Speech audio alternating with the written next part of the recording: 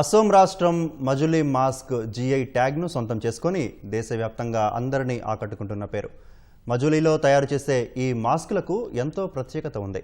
సంప్రదాయాన్ని, పౌరాణిక గాథలను తెలిపే నాటకాల ప్రదర్శనల్లో మజులీ మాస్కులను ఎక్కువగా ఉపయోగిస్తుంటారు.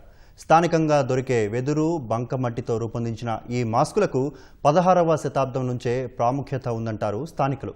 అలాంటి అద్భుత కళా సంపదను కాపాడుకునే ప్రయత్నంగా ప్రభుత్వాలు మైక్రో ఎంటర్ప్రైజెస్ డెవలప్మెంట్ ప్రోగ్రాంలో భాగంగా కళాకారులకు శిక్షణ ఇచ్చి ఉపాధి కల్పించారు.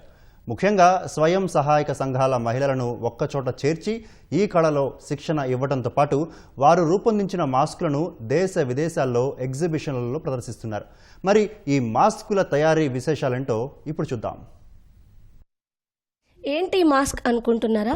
మాజులీ పేరు చెప్తే ముందుగా గుర్తొచ్చేవి మాస్క్లే. ఈ మాస్కుల్ని ఇక్కడ సాంప్రదాయ కథలు చెప్పడానికి, మరీ ముఖ్యంగా ఆ కథల్లో ఉండే రాక్షసుల గురించి వివరించడానికి ఎక్కువగా వినియోగిస్తూ ఉంటారు. వీటితో పాటుగా ఇటీవల కాలంలో డెకరేషన్ కోసం కూడా, అంటే వాల్స్ పైన ఉంచడానికి కూడా వీటిని వినియోగిస్తున్నారు. అయితే ఈ మాజులీ కళకి ఎంతో ప్రాముఖ్యత ఉంది. దీనికి జిఐ ట్యాగింగ్ సైతం వచ్చింది. ప్రత్యేకంగా మాజులీలో ఇటీవల కాలంలో మహిళలు వీటిని తయారు చేస్తున్నారు. వాళ్ళు స్వయంగా వాళ్ళ చేతులతో వీటిని తయారు చేస్తారంటే వీటికి లోపల వినియోగించే చెక్క మొదలుకొని పైన పెయింటింగ్ వరకు ప్రతిదీ కూడా మొత్తం చేతితో చేసిన కళ. ఇప్పుడు మనం చూస్తున్న ఒక మహిళ దీన్ని ధరించినటువంటి దృశ్యాలను కూడా మనం చూడొచ్చు. అయితే డీమాన్స్ అంటే మన పురాణాల్లో ఉండేటువంటి కథల్లో ఏవైతే రాక్షసులకు సంబంధించిన క్యారెక్టర్స్ ఉంటాయో వాటికి సంబంధించి ఎక్కువగా ఈ మాస్కులను అయితే తయారు చేస్తుంటారు.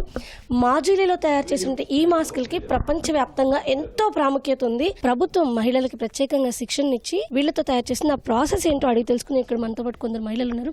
नमस्कार. सो इसके प्रोसेस के बारे में कुछ बोल देना.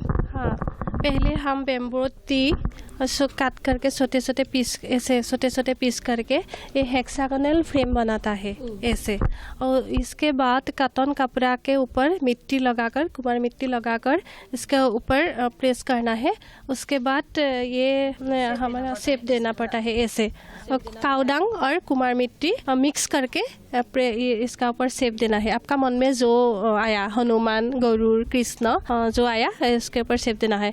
उसके बाद ये सारा दिन धूप में सुखाने के लिए रख देते हैं हम. फिर ये उसका ऊपर कॉटन कपड़ा फिर से मिट्टी लगाकर प्रेस करके कलर करने के लिए रेडी होता है. ये पहले हम व्हाइट कलर करते हैं, उसके बाद ये फिनिशिंग. ये नाक थोड़ा अलग है. हाँ, नाक इसके लिए आपका थर्मोकोल यूज करना है. और ये हमारा कुहिला बोलते हैं, खेत में मिल रहे हैं ये. तो एक साल में कितने मास्क कंप्लीट किया आपने? मैंने तो बहुत किया और 20,000 कंप्लीट हो गया. मेरे बहुत मेला में गया था. Last time next month Indian maritime week as a exhibitor मैंने अटेंड किया. बहुत अच्छा लगा. बहुत देश विदेश लोगों के साथ मिला और अच्छा रेस्पॉन्स मिला है हमें. बहुत अच्छा लगा. Thank you.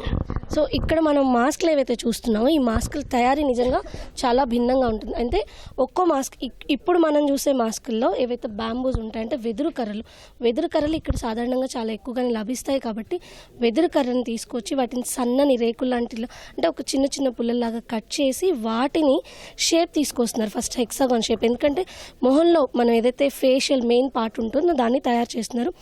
దాని తర్వాత దానికి ఒక రూపం ఇస్తూ ఉన్నారు. ఈ రూపం కోసం పైన ఒక కాటన్ క్లాత్ వినియోగించి దానిపైన బంకమట్టి, ఎందుకంటే బంకమట్టి చాలా అంటే తొందరగా అతుక్కుంటుంది, తొందరగా డ్రై అవుతుంది, ఎక్కువ కాలం మన్నికుంటుంది. కాబట్టి ఇక్కడ లభించేటువంటి బంకమట్టి వినియోగించి ఈ ముఖాలను తయారు చేస్తున్నారు. వీటితో పాటుగా వాటికి షేప్ ఇవ్వడం కోసం డిఫరెంట్ షేప్ ఇస్తున్న దృశ్యాలు మనం చూడొచ్చు. అంటే వాటికి కళ్ళు కావచ్చు, ముక్కు లాంటివి, అలాగే విధంగా పెదాలు, గడ్డం, ఇలా డిఫరెంట్ షేప్స్ ఇవ్వడం కోసం మహిళలు ఇక్కడ ప్రత్యేకంగా చిన్న చిన్న టూల్స్ ని వినియోగించి వాటికి షేప్ కూడా ఇస్తున్నారు. అయితే ఇలా ఏదైనా ముక్కు లాంటివి చేయాల్సి వచ్చినప్పుడు, గరుడ పక్షి లాంటి వస్తువులు వాటి రూపాన్ని తయారు చేసినప్పుడు మనం ముక్కు భిన్నంగా ఇవ్వాల్సి ఉంటుంది. రామచిలుక కానీ, గరుడ పక్షి కానీ, ఇలాంటి వాటికి ముక్కు ఇవ్వడం కోసం కుహిలా అంటే మన చొప్పబెండు లాంటి ఒక పదార్థం ఇక్కడ మనకు దొరుకుతుంది. చొప్పబెండు లాంటి వస్తువు, వీటిని వినియోగించి ముక్కులాగా షేప్ చేసి వాటికి పెయింట్స్ వేస్తున్నారు. అయితే ఒక్కో మాస్క్ ని తయారు చేసిన తర్వాత, అంటే ఏదైతే బ్యాంబూతో మాస్క్ చేస్తున్నారో బ్యాంబూతో మాస్క్ రూపం ఇచ్చిన తర్వాత దానిపైన క్లాత్ అతికిచ్చి బంకమని రాసిన తర్వాత దాదాపు ఒక రోజు పాటు ఎండలో ఎండబెట్టాల్సి ఉంటుంది. ఎందుకంటే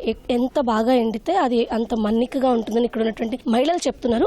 దీంతో వాటిని ఇక్కడ ఎండబెడుతున్నారు, ఎక్కువసేపు ఎండబెట్టారు. అయితే ఈ మాస్కుల తయారీలో ఎండ, అంటే ఆ రోజు ఎండ తీవ్రత ఎలా ఉందన్న దాన్ని బట్టి మాస్క్ మేకింగ్ కంప్లీట్ అవుతుందని చెప్పి మహిళలు చెప్తున్నారు. ఎందుకంటే ఎండ తక్కువగా ఉంది, వర్షాకాలం ఉంది, లేదా చలి ఎక్కువగా ఉంది, కొంత ఎండ తక్కువగా ఉన్నప్పుడు ఈ మాస్క్లు ఎండడం అనేది కాస్త ఇబ్బందికరంగా ఉంటుంది. ఇదిగో ఇక్కడ మనం చూస్తున్నాం క్రాక్స్ వస్తూ ఉన్నాయి. ఇలా క్రాక్స్ వచ్చిన వాటికి మళ్ళీ ఇంకొకసారి వాటికి దానిపైన మళ్ళీ ప్యాచప్ వర్క్ చేసి మళ్ళీ వాటిని ఎండబెట్టాలి అని చెప్పేసి అలా వీటికి ఒక షేప్ వచ్చిన తర్వాత న్యాచురల్ కలర్స్ ని లేదా ఫ్యాబ్రిక్ కలర్స్ ని వినియోగిస్తూ ఉన్నారు. వీళ్ళు ప్రధానంగా 2 రకాలైనటువంటి కలర్స్ ని అయితే న్యాచురల్ గా వినియోగిస్తారు. అయితే ఆ కలర్స్ అందుబాటులో లేనప్పుడు ఇప్పుడు ఫ్యాబ్రిక్ కలర్స్, కొంచెం ఆర్టిఫిషియల్ కలర్స్ ని వినియోగిస్తున్నారు. ఎవరికైతే న్యాచురల్ గా కావాలో వాళ్ళకి మాత్రం న్యాచురల్ కలర్స్ అందిస్తున్నాయి. ఇక్కడ మనం చూస్తున్నాం మన అరిచేతిలో పట్టేంత చిన్న మాస్క్ కూడా ఇక్కడ లభిస్తుంది. ఇలాంటివి గిఫ్ట్ ఇవ్వడానికి, వాల్ పైన డెకరేషన్ కోసం వినియోగిస్తారు అని చెప్తున్నారు. అయితే వీటితో పాటుగా ఫేస్ మీద అంటే మన ముఖానికి తగిలించుకునే మాస్కులు, ఎందుకంటే వీటిని ఎక్కువగా ఇక్కడ సాంప్రదాయ ఏవైతే కథలు ఉంటాయి, పౌరాణిక కథలు, డ్రామాలు, వాటిలో వినియోగిస్తారు. కాబట్టి ఫేస్ మీద పెట్టుకుని ఆ కథలు చెప్పడానికి